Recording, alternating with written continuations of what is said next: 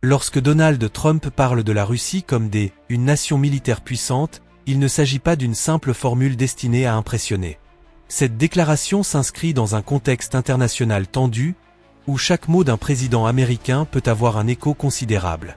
La Russie, depuis plusieurs décennies, est perçue comme l'un des piliers de la sécurité mondiale, autant redouté que respecté. Même si son économie reste fragile face aux grandes puissances comme les États-Unis ou la Chine, sa force militaire continue de peser lourdement dans les équilibres géopolitiques. Les propos de Trump rappellent aussi une réalité. Malgré les critiques récurrentes à l'égard de Moscou, il existe une forme de reconnaissance implicite de la puissance russe. En posant ce constat, le président américain relance un débat déjà brûlant. Jusqu'où la force militaire peut-elle compenser les faiblesses économiques et politiques d'un pays? Et surtout, comment ce regard américain sur la Russie influence-t-il les relations internationales actuelles? Le poids historique de l'armée russe. Pour comprendre pourquoi Trump qualifie la Russie de « nation militaire puissante », il faut remonter à l'histoire. L'armée russe a toujours occupé une place centrale dans l'identité nationale, héritière à la fois de l'Empire tsariste et surtout de l'Union soviétique. Pendant la Seconde Guerre mondiale, l'armée rouge a joué un rôle décisif dans la défaite du nazisme, un épisode fondateur qui reste encore aujourd'hui au cœur de la mémoire collective russe. La victoire de Stalingrad et la marche jusqu'à Berlin symbolisent cette capacité de résilience et de mobilisation totale face à un ennemi. Après 1945, la Russie soviétique a construit un complexe militaro-industriel colossal, rivalisant directement avec les États-Unis dans la course aux armements. L'arsenal nucléaire, la conquête spatiale et l'influence militaire à travers le pacte de Varsovie faisaient de l'URSS une superpuissance incontestable. Même après l'effondrement soviétique, cette culture militaire est restée profondément enracinée. Comparée à d'autres nations, la Russie a souvent compensé ses faiblesses économiques par une démonstration de force militaire, une stratégie qui perdure encore aujourd'hui. C'est cet héritage historique, à la fois glorieux et lourd, qui explique en partie la reconnaissance implicite exprimée par Trump. Trump et sa vision de la Russie. Donald Trump n'a jamais caché son regard particulier sur la Russie et sur Vladimir Poutine. Contrairement à de nombreux dirigeants américains qui ont surtout insisté sur la menace russe, Trump a souvent adopté un ton plus nuancé, parfois même admiratif. Dans ses discours, il décrit régulièrement la Russie comme une puissance qu'il faut respecter plutôt que sous-estimer.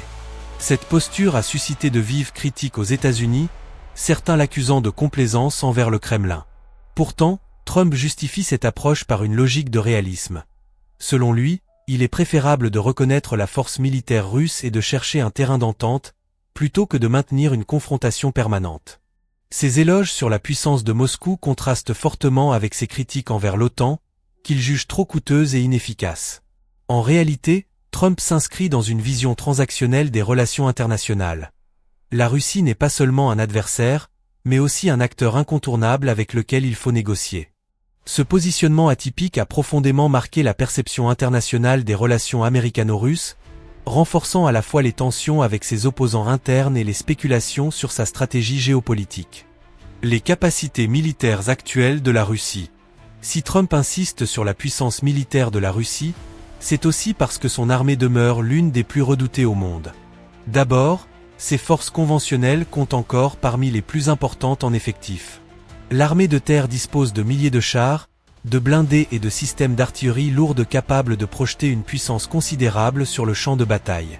L'aviation russe, héritière des MiG et des Sukhoi soviétiques, aligne aujourd'hui des chasseurs modernes capables de rivaliser avec certains appareils occidentaux, tandis que la marine reste un outil de projection stratégique, notamment grâce à ses sous-marins nucléaires.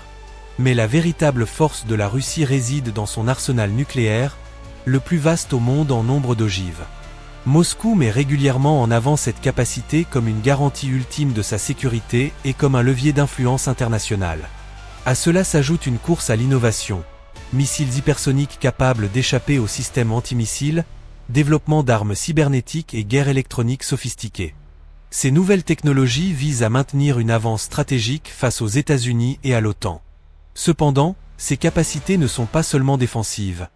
Elles servent aussi à envoyer un message politique clair. Chaque démonstration militaire, qu'il s'agisse de manœuvres massives près des frontières de l'OTAN ou de frappes en Syrie, vise à rappeler que la Russie demeure une puissance incontournable. C'est cette réalité militaire, parfois surestimée mais jamais négligeable, qui nourrit les propos de Trump et qui place la Russie au centre des équilibres géopolitiques actuels. Les faiblesses et limites de la puissance russe. Si la Russie est qualifiée de « nation militaire puissante », cette image ne doit pas masquer ses faiblesses structurelles. D'abord, l'économie russe reste fragile. Dépendante des exportations d'hydrocarbures, elle subit lourdement l'impact des sanctions occidentales. Cette fragilité économique se répercute directement sur la logistique militaire, avec des difficultés d'approvisionnement en matériel moderne et une dépendance à des équipements parfois obsolètes. De plus, la corruption au sein du complexe militaro-industriel mine l'efficacité réelle de l'armée. Sur le plan stratégique, les experts soulignent que la Russie excelle dans la démonstration de force, mais peine souvent à soutenir un effort prolongé, faute de ressources suffisantes. Enfin, l'image de puissance militaire est contrastée par les réalités du terrain. Si la Russie peut impressionner par son arsenal nucléaire ou ses innovations technologiques, ses forces conventionnelles révèlent régulièrement leurs limites face à la logistique moderne et à la guerre de haute intensité. Ces faiblesses, souvent ignorées par Trump dans ses déclarations, nuancent considérablement la perception de la Russie comme géant militaire. La réception internationale des propos de Trump. La déclaration de Donald Trump sur la puissance militaire de la Russie n'a pas laissé le monde indifférent. Aux États-Unis, elle a immédiatement divisé. Ses partisans y voient une preuve de lucidité et de réalisme. Reconnaître la force de la Russie serait, selon eux, une manière de mieux négocier et d'éviter une escalade inutile. En revanche, ses opposants dénoncent un discours trop conciliant envers Moscou, voire dangereux pour la crédibilité américaine au sein de l'OTAN. En Europe, cette sortie a été interprétée avec prudence. Certains alliés, notamment en Europe de l'Est, y perçoivent une confirmation de leurs craintes face à une Russie jugée toujours agressive. À l'inverse, d'autres capitales considèrent que Trump, en soulignant la puissance militaire russe, cherche indirectement à rappeler l'importance d'un dialogue stratégique pour éviter une confrontation directe. Au sein de l'OTAN, la déclaration a suscité un débat sur la nécessité d'investir davantage dans la défense collective. Quant à Moscou, les propos de Trump ont été accueillis comme une reconnaissance flatteuse de son poids militaire, renforçant le récit officiel d'une Russie incontournable sur la scène internationale. Enjeu géopolitique derrière la déclaration. Derrière les propos de Trump qualifiant la Russie de « nation militaire puissante », se cachent des enjeux géopolitiques majeurs. Tout d'abord, cette reconnaissance n'est pas anodine. Elle repositionne Moscou comme un acteur central dans l'équilibre mondial, à une époque où la rivalité avec la Chine occupe le devant de la scène. En mettant en avant la force militaire russe, Trump semble rappeler que Washington ne peut pas ignorer ce rival historique, même affaibli économiquement. Ensuite, cette déclaration a une portée stratégique vis-à-vis de l'OTAN. Elle souligne implicitement que l'alliance doit s'adapter à une double réalité. D'un côté, la montée en puissance de la Chine, et de l'autre, la persistance d'une Russie capable de déstabiliser l'Europe par ses capacités militaires. Enfin, ces propos s'inscrivent dans une vision plus large de la diplomatie trumpienne, basée sur la confrontation d'intérêts plutôt que sur des alliances traditionnelles.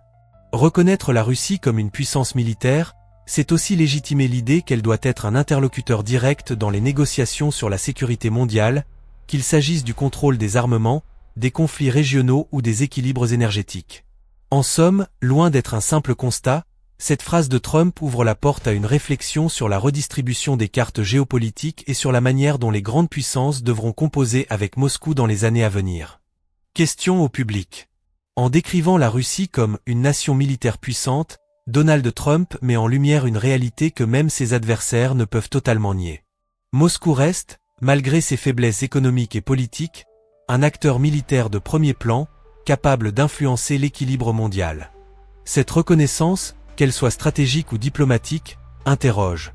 La puissance militaire suffit-elle à garantir la place d'une nation dans le concert des grandes puissances?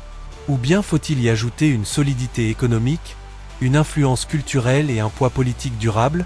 Ce débat, relancé par Trump, continue de diviser les analystes et les dirigeants internationaux. Mais au-delà des discours, une question demeure essentielle pour l'avenir. La Russie restera-t-elle perçue comme une puissance incontournable, ou finira-t-elle par être rattrapée par ses propres limites? Et vous, pensez-vous que la force militaire suffit à définir la grandeur d'une nation? Merci.